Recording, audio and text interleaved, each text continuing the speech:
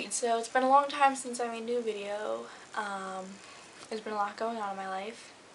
It is March 17th, 2010. St. Patrick's Day. Yay, Irish people. Like me. Actually, one of the major things that happened was I totaled my car. No, how well you can see that.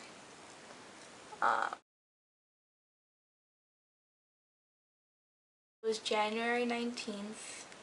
And they think that I had a grand mal behind the wheel, of course.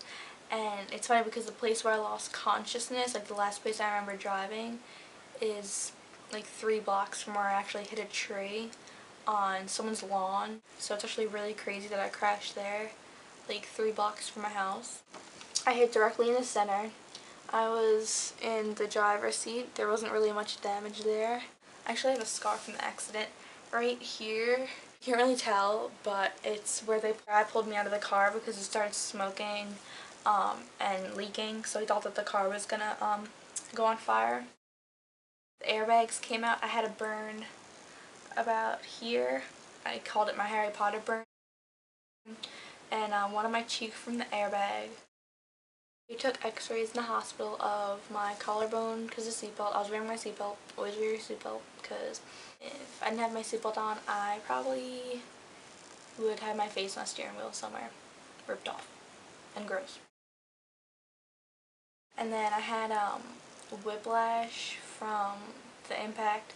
So I had my neck was in pain, my back. I actually just got that fixed yesterday.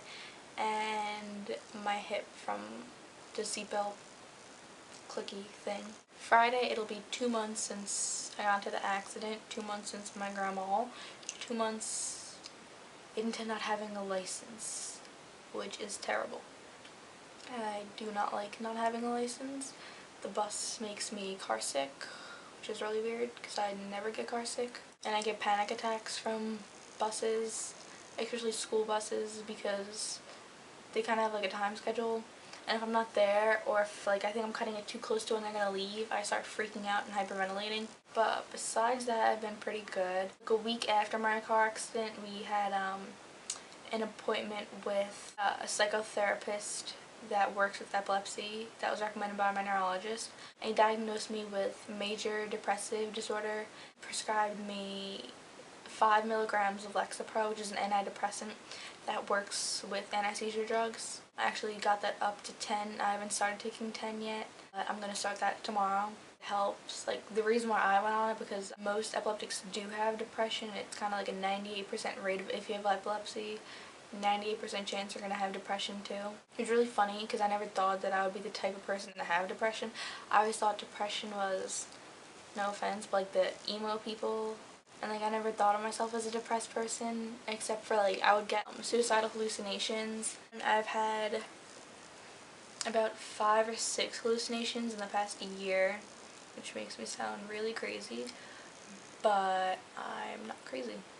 It's a mental disorder, and it's a lack of serotonin that my brain makes, or my brain absorbs the serotonin too quickly, which makes my mood be very depressed. And that's why it's been really difficult for me to get out of bed for a long time, which is why I haven't been making YouTube videos. Like right now I'm in bed while I'm making this video.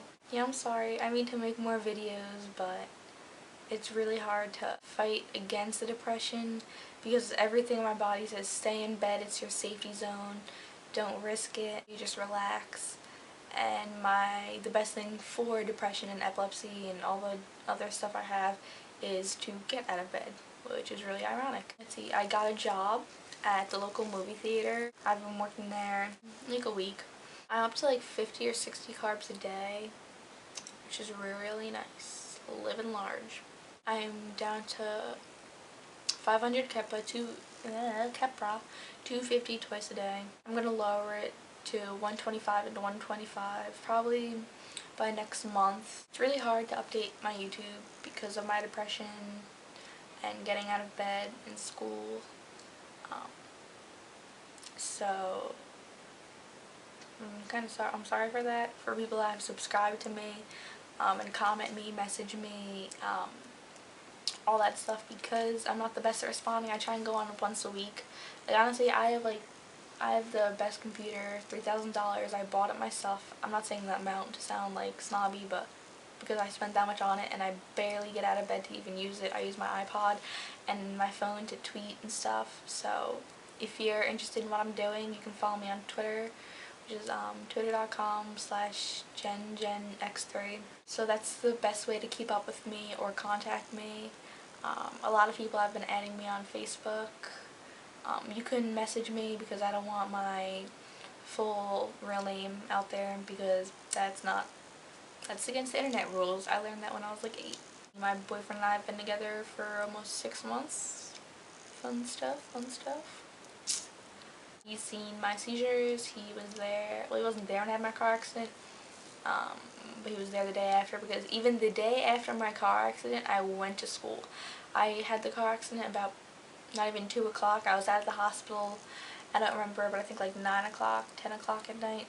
And 8 o'clock the next morning I woke up ready to go to school. I came to school the next day. I limped my way from class to class and I did what I had to do because I know what it's like to not go to school and know that I don't want to be at that stage again. I made it to winter formal this year.